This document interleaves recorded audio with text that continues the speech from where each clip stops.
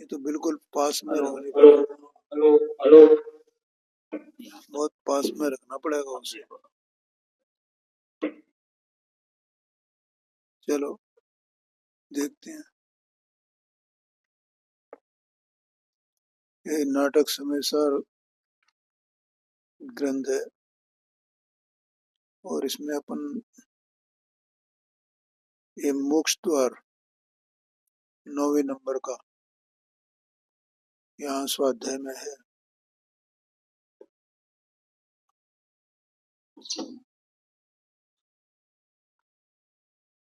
और इसका 18 और 19 नंबर के 2 छंद इसकी चर्चा में, इनकी चर्चा अपन कर रहे थे। आवाज आ रही है? वो उससे थोड़ी ठीक रहती हो, दूर से ही वो पकड़ता है आवाज को। चलो ठीक है, तो बाद में कर, हाँ वो ही लगा लो, वो ज्यादा ठीक रहेगा। वो तो अपराधी है जो दूसरे के धन को अपना धन मानता है, वो तो अपराधी है, ऐसा कहा यहाँ। देखो अर्थ है इसका, जो मनुष्य परद्रव्य हरण करता है वह मूर्ख है, चोर है। अज्ञ कहा ना, अज्ञ माने अज्ञानी। और जो अपने धन का उपयोग करता है वह समझदार है और साहूकार है। इसी प्रकार से यहाँ कहते हैं, ये तो दृष्टांत हुआ, जो परद्रव्य की संगति में मग्न रहता है, बंध संतति को बढ़ाता है, और जो निज सत्ता में लीन रहता है वह सहज ही मोक्ष पाता है। देखो, आत्मा जो है वो ज्ञान दर्शन स्वभावी वस्तु है, और ये अपना जो कार्य करता है वो ज्ञान दर्शन से ही करता है, जिसे उपयोग कहा जाता है। अब जिस जीव का उपयोग पर में निमग्न है, और पर में निमग्न किसका है? जिसने अपने स्वरूप को नहीं जाना है। उस उपयोग ने अपने स्वरूप को नहीं जाना, मैं क्या वस्तु हूं, ऐसा नहीं पहचाना है, तो वो अनादि से परद्रव्य की संगति में ही है।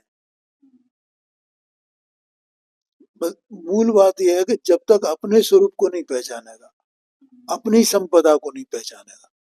इसमें ऊपर आया था ना, जो अपनो धन व्यवहार है, धन माने अपनी संपत्ति, अपनी संपत्ति माने अपना द्रव्य, अपना गुण, अपने पर्याय, अपना स्वरूप। तो वो जानता नहीं ना, तो इसका मतलब वो पर को ही अपना जानेगा, जानेगा तो सही किसी न किसी को।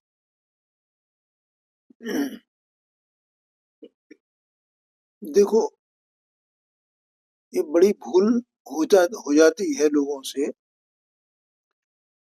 पर को अपना जानना बात अलग है, और पर को जानना अलग बात है।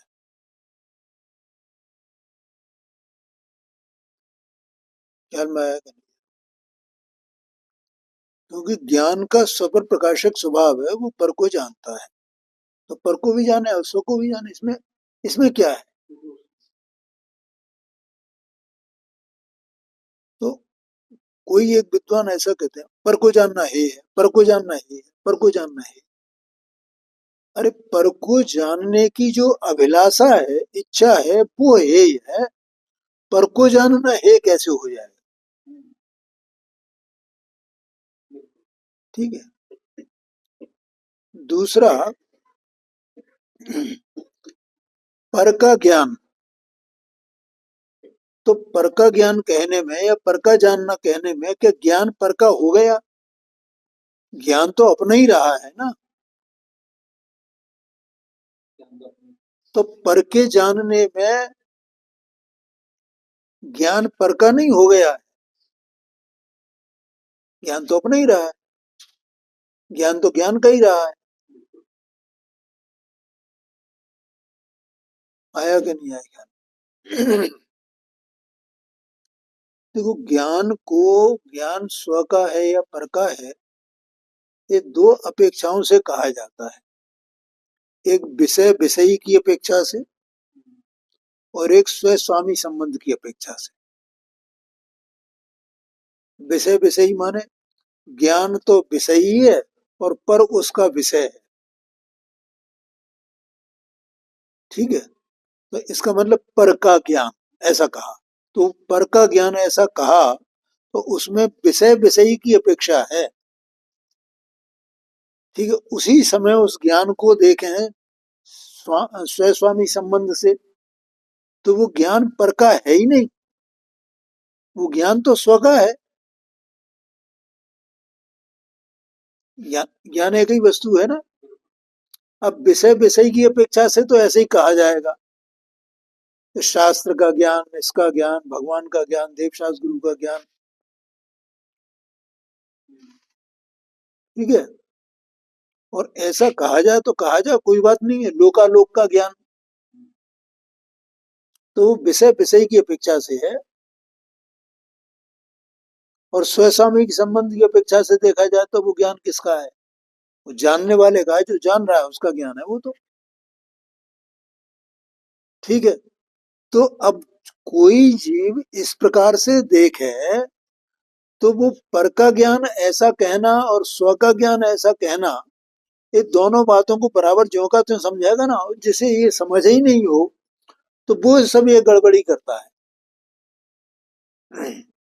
एक विषय विषय की अपेक्षा से ज्ञान को कहा जाता है, ज्ञान की विवक्षा आती है, और एक स्व स्वामी संबंध की अपेक्षा से ज्ञान की चर्चा आती है। ठीक है, और जो ज्ञान है वो तो है हो ही नहीं सकता है कि पर को जानना है, पर को जानना, पर को जानना क्यों है, उसमें क्या परेशानी है? पर से जानने संबंधी जो राग है वो राग है, लेकिन पर का जानना, पर का ज्ञान है नहीं है। ठीक है, और विषय विषय की संबंधी अपेक्षा से जो ये कहा जाता है ना कि ये विषय संबंधी ज्ञान है, ये इस संबंधी ज्ञान है, इसलिए वो व्यवहार कहा जाता है, क्योंकि वास्तव में वो विषयी जो ज्ञान है वो विषय का नहीं हो गया है। विषय को जाना इसलिए विषय ही कह रहे हैं। हाँ, इसलिए उसे वो विषय से संबंध उसका जोड़ा जा रहा है, पर वो ज्ञान विषयी विषय का थोड़ी हो गया है, वो ज्ञान तो विषयी का ही है। अब ये सब गड़बड़ियां होती हैं, वो समझते ही नहीं लोग, अच्छे अच्छे विद्वान भी नहीं समझते हैं। ये समझ लो। तो वो पर की संगति जो रचे, ये था ना, तो जीव मतलब इस बात को, सब पूरी बात को जानता नहीं है, इसलिए वो क्या मानता है अनादि से ही, मतलब जब तक वो भेदियान नहीं करेगा, उस स्वरूप को नहीं समझेगा, तब तक वो ये करता रहेगा, और तब तक वो अपराधी है। सीधी बात ये, माने उसे मोक्ष में होने वाला नहीं है। और इसमें मैं अभी किताब पढ़ रहा हूँ ना, वो एक, तो उसमें ये बातें, इस तरह की बातें आई हैं। तो पर को जानता है, पर को जानता है, तो पर को जानने वाले को तो बंद होता है। अरे पर को जानने को बंद कैसे हो जाएगा भैया? अगर पर को जानने से बंद होता है तो केवली भगवान को तो कभी फिर उन्हें मोक्ष कैसे कहोगे? ज्ञान की कोई, हाँ, उन वो स्वरूप समझ में ही नहीं आया। बड़ी मुश्किल बातें हैं, क्या करें।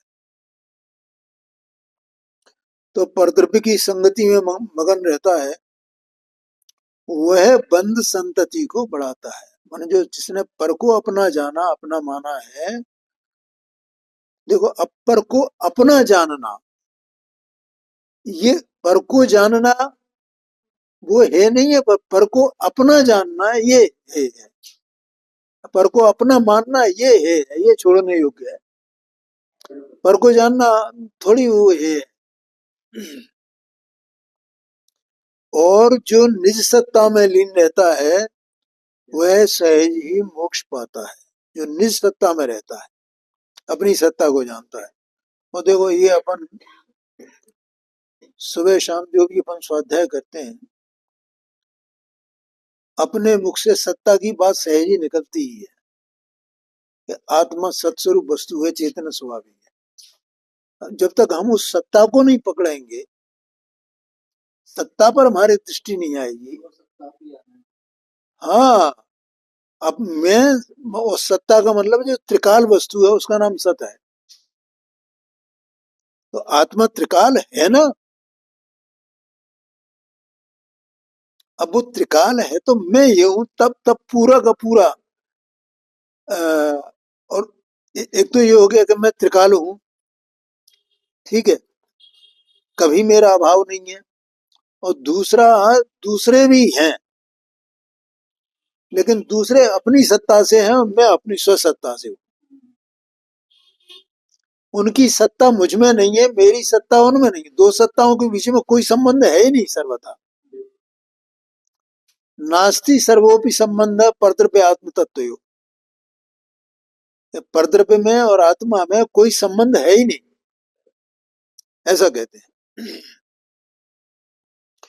तो ये तो जितना शास्त्र जो लिखा गया है और इनकी बातें जो की गई हैं, वो वास्तव में सत्ता को प्रमुख करके की गई है।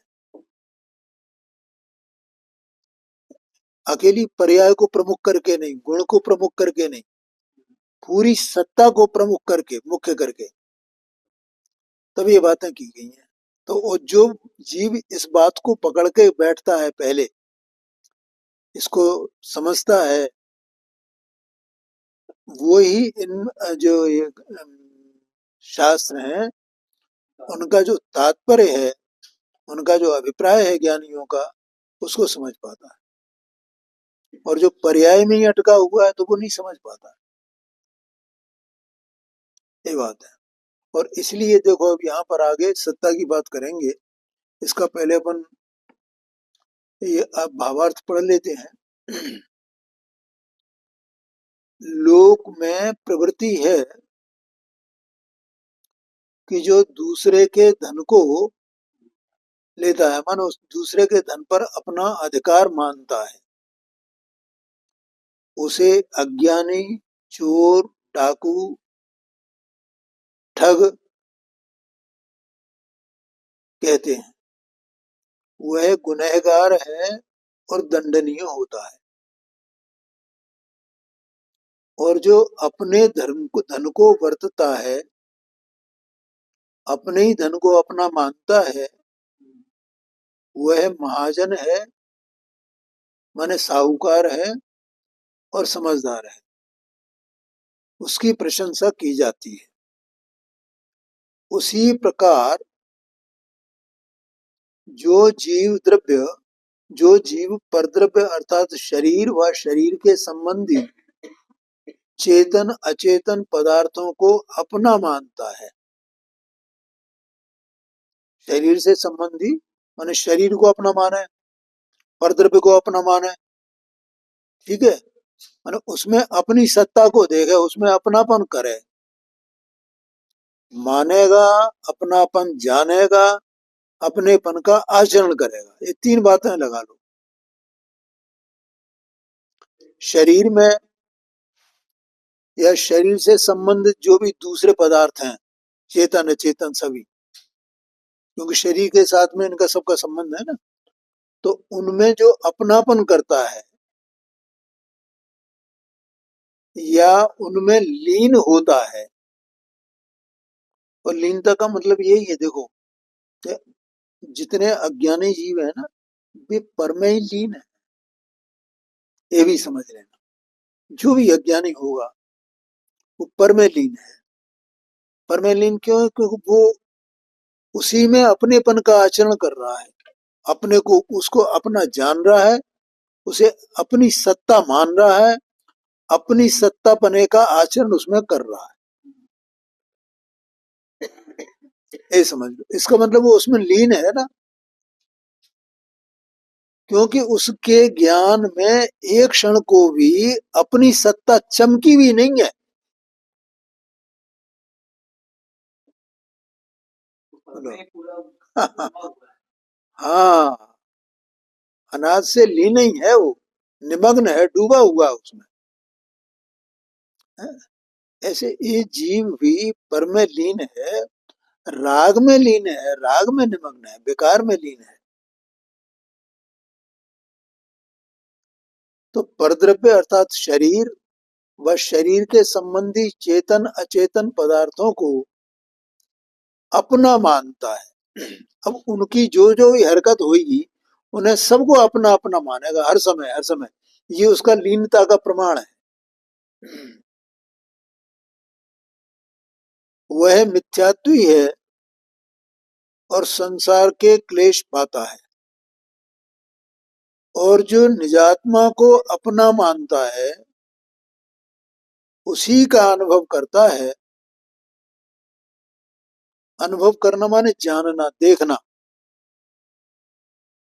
बोलो, समझ में आया ना? अनुभव एक एक तो उपयोग का स्वरूप में लीन होना, तो वो अनुभव का स्वसन्मुख होकर के ना। और दूसरा, जिसका उपयोग स्वरूप सन्मुख नहीं है, लेकिन एक बार हो चुका है और वो सच्ची श्रद्धा उसे है, तो भी उसको अनुभव कहा जाता है। कि वो अपना अनुभव, अपने में अपनापन का अनुभव करता है, क्योंकि ये उसका अनुभव कभी छूटता नहीं है। ख्याल में आया ना? जैसे वो मुनीम का उदाहरण आता है ना, तो मुनीम सेठ के यहाँ काम करता है, ठीक है, और सब अपना अपना मेरा मेरा करता है, तो अभी उसका उस श्रद्धान के ये मेरा नहीं है, इसका भी छूटता नहीं है। ऐसी प्रतीति छूटती नहीं, इसलिए उसे इसको भी अनुभव कहा जाता है। तो कहते हैं उसी का अनुभव करता है। ये असल में क्या है कि छोटी मोटी बातें नहीं है ये। निजात्मा को अपना मानता है, तो निजात्मा को अपना कैसे मानता है? क्योंकि जैसे ये आत्मा सत्स्वरूप वस्तु है ना, तो इसमें जैसे जानने का एक गुण है, ऐसे ही मानने का भी एक गुण है ना। और जानने का गुण है तो वो परिणमन करता है ना, जानना जानना जानना जानना। ऐसे मानने का जो गुण है वो भी परिणमन करता है ना।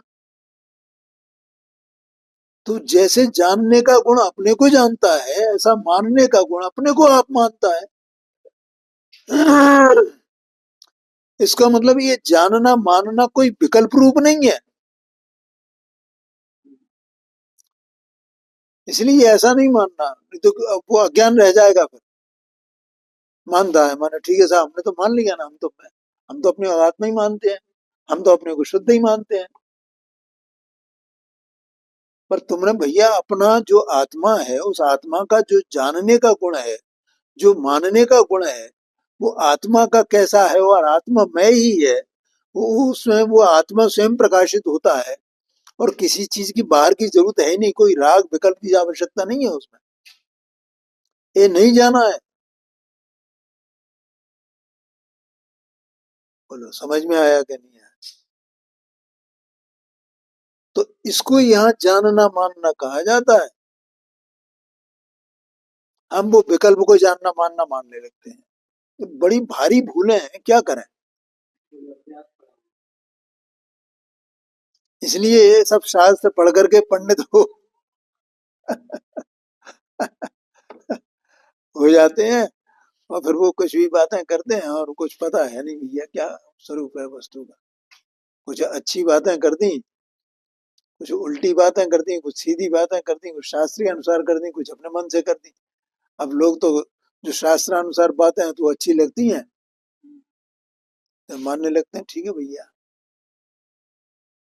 है? लेकिन वो उन्हें भी उनकी पहचान नहीं होती, क्योंकि वे भी अज्ञानी नहीं बेचारे। तो उन्हें उनकी पहचान ही नहीं होती, कौन सी बात सच्ची है इसमें, कौन सी बात झूठी है। तो निजात्मा को अपना मानता है, उसी का अनुभव करता है वह ज्ञानी है, और वो मोक्ष के आनंद को पाता है।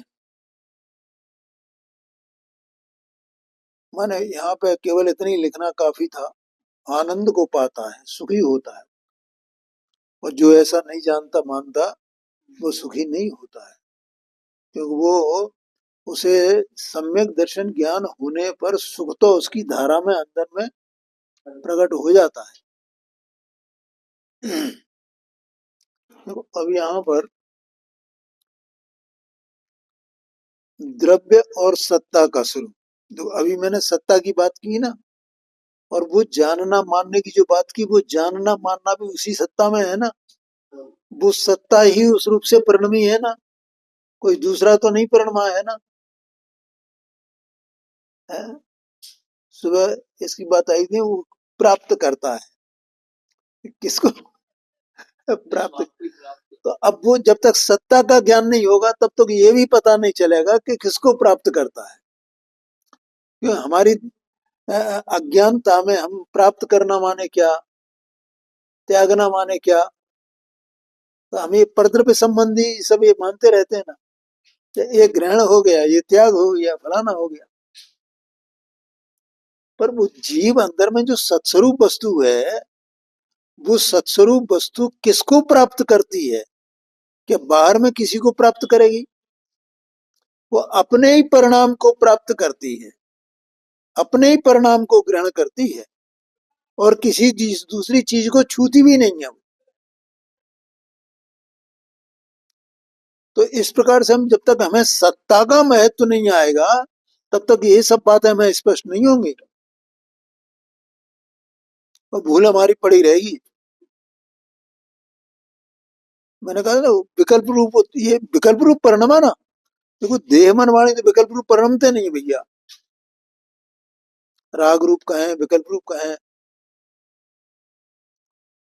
है, वाणी नहीं परिणमित होती है विकल्प रूप, मन विकल्प रूप परिणमित नहीं होता है, कर्म विकल्प रूप परिणमित नहीं होता है। आत्मा सत्स्वरूप वस्तु है। विकल्प रूप परिणमन करना, निर्विकल्प रूप परिणमन करना, ये आत्मा का ही परिणाम होगा ना। तो जो जो परिणाम ये आत्मा करता है, उस परिणाम को ये प्राप्त करता है। और ये अगर विकल्प को प्राप्त करता है तो वस्तु को प्राप्त नहीं करता है, स्वभाव को प्राप्त नहीं करता है।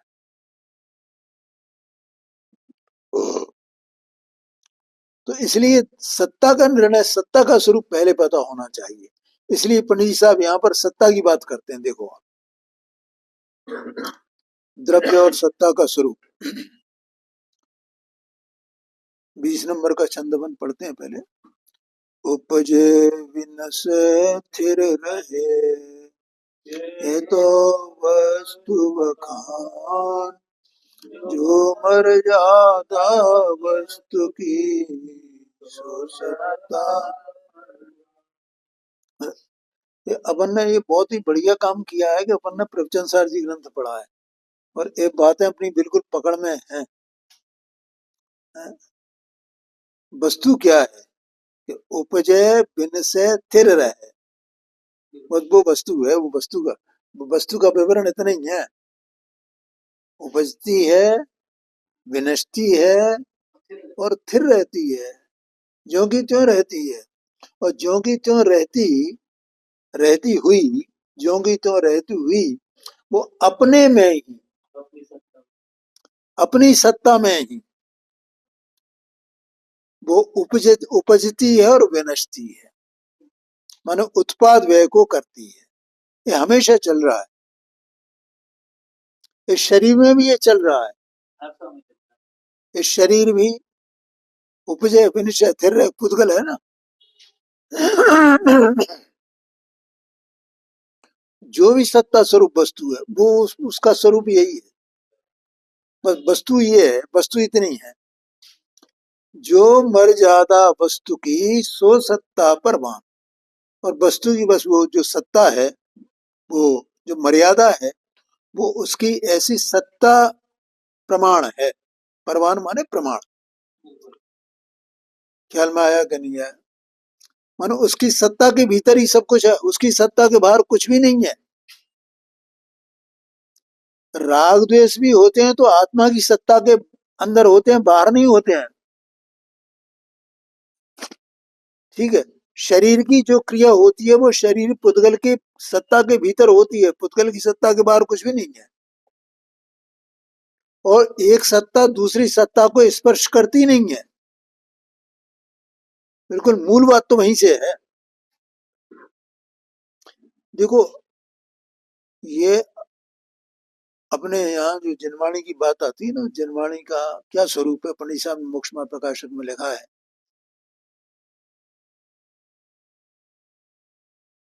तो जिनवाणी का स्वरूप क्या है मोक्षमा प्रकाशक जी में? जिनवाणी किसको कहेंगे? माने वाणी माने ये तो वाणी है, शब्द है, वर्णन है, वचन है ये। वाणी माने वचन। तो ये वचन इसमें लिखे हुए हैं। तो ये वचन कैसे है कि जिनवाणी की पहचान ये है कि जिनवाणी स्यादवाद प्रमाण होती है, और स्यादवाद प्रमाण होकर के अनेकांतात्मक वस्तु को बताती है। बस वो ही जिनवाणी है। और जो अनेकांतात्मक वस्तु को अनेकांतात्मक नहीं बताती है, नहीं निरूपित करती है, और स्यादवाद से निरूपित नहीं करती है, तो वो वाणी जिनवाणी नहीं है, वो वचन जिन वचन नहीं है। बस ये उसकी पहचान है जिनवाणी की। ठीक है। अब ये बात कैसे आएगी? जब तक हम सत्ता को नहीं समझेंगे, सत्ता का ही वर्णन है इसमें जिनवाणी में, और ये नहीं समझेंगे कि ये एक वस्तु दूसरे वस्तु को स्पर्श नहीं करती है, एक सत्ता दूसरी वस्तु सत्ता को स्पर्श नहीं करती है। ठीक है।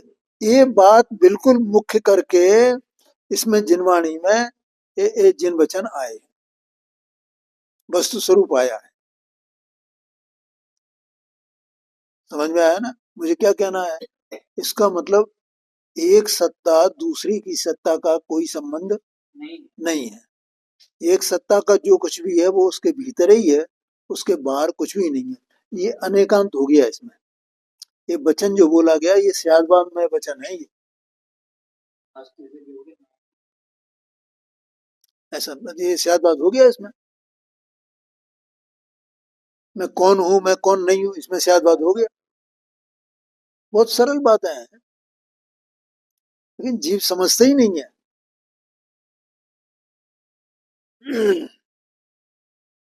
तो यहाँ कह रहे हैं देखो, मुझे मतलब सत्ता का महत्व बताना, उस सत्ता को जितने ज्ञानियों हुए हों, ज्ञानियों ने जो वाणी की रचना की है, तो वो उनके ज्ञान में तो सत्ता सब झलक रही है ना, कौन किसकी क्या सत्ता है उसकी बात कर रहे हैं। तो कहते हैं जो मर्यादा वस्तु की सो सत्ता प्रमाण, वस्तु की जो मर्यादा है वो सत्ता प्रमाण है। और सत्ता ये है उपजय विनिश्चय स्थिर रहे, उपजय विनिश्चय स्थिर रहे। आगे समझे? और वो वस्तु के भीतर ही है, और उपजय विनिश्चय स्थिर रहे, इन तीनों में कोई भेद नहीं है। लेकिन तो भी तीन वहां है, तीन भाव, उपजना विरजना और स्थिर रहना। कोई भेद है नहीं कि हम उपजने को पकड़ने जाएगा, हम विनशने को पकड़ने जाएगा, हम स्थिर को पकड़ने जाए, तो उसमें तीन भेद कहीं नहीं मिलेंगे भैया। लेकिन वस्तु ऐसी ही है। ऐसा वस्तु का अजब गजब स्वरूप है जो सर्वज्ञ ने अपने केवल ज्ञान में देखा है।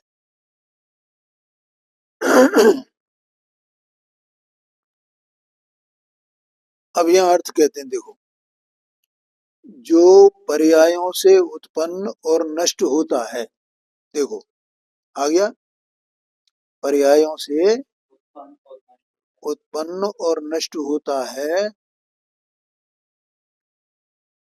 परंतु पर स्वरूप ये एक साथ कर दिया है इसमें। तुम्हारे यहाँ कैसा है? अलग अलग है कि है? अलग अलग है। इसमें गड़बड़ कर दिया, पर स्वरूप कर दिया है एक साथ।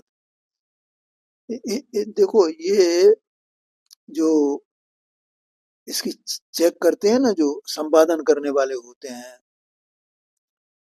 और इसको कंपेयरिंग करने वाले होते हैं, और कौन सा शब्द किस प्रकार से होना चाहिए, उनकी ये गलतियां रहती हैं, और उसका कुछ और कुछ का कुछ अर्थ हो जाएगा। अगर आप पर को स्वरूप को दोनों को जोड़ दिया तो पर स्वरूप हो गया। हाँ।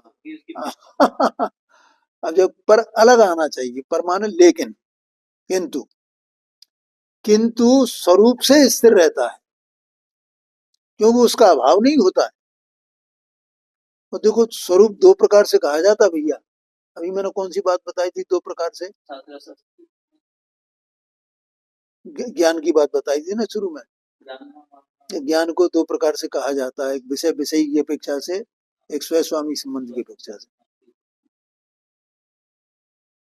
ऐसे ही वस्तु की भी दो प्रकार से बात कही जाती, माने जो स्वरूप में स्थिर रहने की बात है।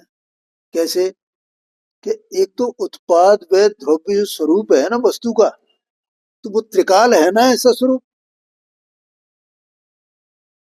तो एक तो सत्ता की अपेक्षा से त्रिकाल उसे कहा जाता है, और एक उसका जो स्वभाव है, ये भी एक स्वभाव है। त्रिकाल सत्ता जो है ना उसकी, ये भी स्वभाव है। कहाँ आया है ये प्रवचन सार जी में ही आया है, ये 95 नंबर की गाथा में, कि ये उत्पाद व ध्रुवयुक्तम सत, ये वस्तु का स्वभाव है, ऐसा लिखा है, मैं पढ़ना। ठीक है। अच्छा, दूसरा, अब एक एक वस्तु जो सत्स्वरूप है उसमें अपना उसका एक एक स्वभाव होगा ना। जैसे आत्मा का स्वभाव क्या है? हाँ, पुद्गल का स्वभाव क्या है? तो उस अपेक्षा से वे न्यारे न्यारे हैं। और द्रव्य की दृष्टि से देखा जाए, सभी द्रव्य हैं, सभी द्रव्य हैं, तो उत्पाद में द्रव्य वो उसका स्वभाव है, तो द्रव्य का स्वभाव वो कहा जाता है, ऐसा है। तो यहाँ कहा परंतु स्वरूप से स्थिर रहता है, माने पर्यायों में उत्पाद, माने पर्याय उत्पाद व रूप होती हैं, परंतु स्वरूप से स्थिर रहता है, मानो जो उसका स्वभाव रहता है वो त्रिकाल एक रूप रहता है, उसे द्रव्य कहते हैं। पर यहाँ ये मेरी समझ में नहीं आया, उन्होंने ये ऐसा कर दिया है। ये तो ठीक है कि ज्ञान कराया है इन्होंने, पर्याय में उत्पन्न, वहां पर तो जो 98 नंबर की गाथा है ना प्रवचन सार जी में, तो वहां ये कहा है उत्पाद व द्रव्य, ये तीनों पर्यायों में बरतते हैं। अपन ने उसको एक्सप्लेन भी किया था, पर्यायों में बरतते हैं ये, और यहाँ उन्होंने अलग अलग कर दिया। हाँ, माने द्रव्य कहा ना यहाँ पे, तो द्रव्य कहने में तो ये पर्यायों में बरतते हैं तीनों, ऐसा आना चाहिए। क्यों? देखो, जो पर्याय है, तो पर्याय में तीनों हैं क्या नहीं है? पर्याय में उत्पाद, पर्याय में व्यय, और पर्याय में ध्रुवता, माने ध्रुव स्वभाव, ये तीनों हैं क्या नहीं है? इसलिए कहा पर्याय में बरतते हैं उत्पाद में ध्रुव। अगर उसमें ध्रुवता, माने जैसे आत्मा का स्वभाव ज्ञान है, ध्रुव है ज्ञान, तो पर्याय में अगर ज्ञान का स्वभाव नहीं होगा, तो वो ज्ञान जानने का काम कैसे करेगा? जानने रूप परिणमेगा कैसे? ख्याल में आएगा नहीं? तो एक एक समय की पर्याय में उत्पाद व्यय और ध्रुव तीनों है ना। एक एक समय की पर्याय उत्पाद रूप भी है, व्यय रूप भी है, और ध्रुव भी है, माने ध्रुवता भी उसमें पड़ी हुई है। और ऐसे अनंती पूरी पर्यायों का पुंज द्रव्य है। तो द्रव्य और है क्या? क्या है द्रव्य बताओ? ऐसी पर्यायों का पुंज है ना, पिंड है ना, उसी में तो पर्याय बरत रही हैं, ये द्रव्य है। ऐसा समझना भैया, बहुत मुश्किल कठिन बातें हैं वास्तव में। वस्तु को मतलब जैसी है वस्तु, वैसी की वैसी पिन पॉइंट समझना। पर भैया सम्यक दर्शन कोई दूर की चीज नहीं है, जो जो बात जैसी जैसी है उसको वैसा वैसा समझाना जी, तो उसको सम्यक दर्शन संभव है। बाकी किताबें कितनी भी पढ़ लो, पुस्तक कितनी भी पढ़ लो, कुछ भी कहीं हुआ हो, कहीं भी चले जाओ, कुछ नहीं होने वाला है। और द्रव्य के क्षेत्रावगाह को सत्ता कहते हैं। माने द्रव्य का जो अपना क्षेत्र है, उसमें उसकी वो सत्ता प्रमाण है, ऐसा है। उसमें क्षेत्र कहो या न कहो, उससे कोई अंतर नहीं पड़ता है, लेकिन वो उत्पाद में ध्रुवयुक्तम सत, बस उसकी पूरी सत्ता है। उत्पाद में, व्यय में, द्रव्य में, तीनों मिलकर के एक सत्ता है। और द्रव्य ऐसा पर्यायों का पुंज ही है। देखो, द्रव्य के बारे में कितनी बातें हैं। एक तरफ गुणों के समूह को द्रव्य कहते हैं, अब यहाँ कह रहे हैं पर्यायों का पुंज ही है द्रव्य, तो और कुछ है ही नहीं। और ये जिनवाणी की बात है, मेरे घर की बात नहीं है। द्रव्य क्या है? पर्यायों का पुंज है। निरंतर उसमें क्या चल रहा है? और परिणमन चल रहा है। परिणमन चल रहा है, परिणमन में उसमें से अपन निकाल सकते हैं कि इसमें ये ध्रुवता है, ये उत्पाद है, ये भी है, निकाल सकते हैं, अलग अलग कर सकते हैं नहीं। और वो सब पर्याय ही हो रहा है ना। और वहां भी कहा पर्याय में वर्तते हैं, तो पर्याय द्रव्य में ही वर्तती हैं। द्रव्य उन्हीं पर्यायों का पुंज, और कुछ है ही नहीं उसमें। ऐसा कहने में उत्पाद व ध्रुव तीनों आ गए, ऐसा कहने में गुण पर्याय सब आ गए। वो तो कथन भेद से किया जाता है, और उसी वस्तु के बारे में कथन अनेक प्रकार से किया जा सकता है। इस प्रकार से ऐसा समझना। आगे की चर्चा कल करें।